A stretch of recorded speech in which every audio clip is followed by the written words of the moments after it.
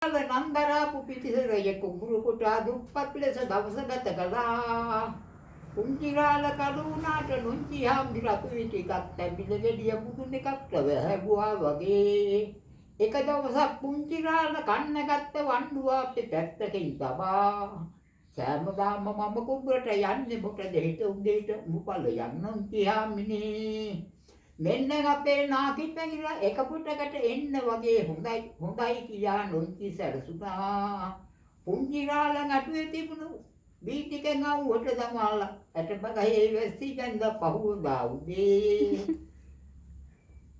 අත්හනියක් ලිපේ තබා නාවන්නට ගතේ බබා වතුර ටිකක් ළඟට ගත්තා වැඩේ වැරදුනා.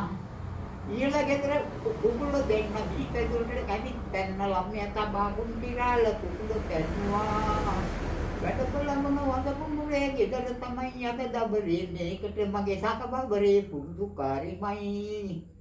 පුංචි පුතා නාවනකොට ගහේ වෙනපු අර වැස්සිට හරකෙක් ඇන්නා.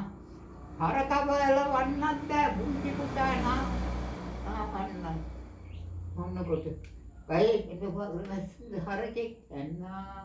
හරකබල වන්නත් බෑ පුංචි පුතා නා. වෙන පොදියක් ඇඟට වැදී වෙන පොදියක් ඇඟට වැටි පොඩි දරුවගේ ඇඟට වැටි බෙරියන් දුන්නා. ඉනේ බඳන් සිටපු වැස්සි අනේ බොහොම කලබලදී. පුංචිරාලවත් ඇදගෙන දිව්‍ය කුඹුරටයි.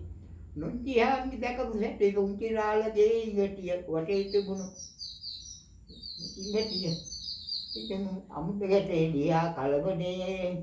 අඟර තවත් නොකර පැහිර ඉතින් යමන් ගෙදර කියා වැස්සි දක්කාගෙන ගෙදර නා කලියේ. දැන් ඇති තාත්තේ තව තියෙනවා නේද? ඉතුරු ටික ආයි ගහන්න නෑ අතදරුවා පිටිලාලු බීටික දුමේ හිරිලාලු බත් මුට්ටිය රොස්සලාලු එතන වැඩ ගොඩයි.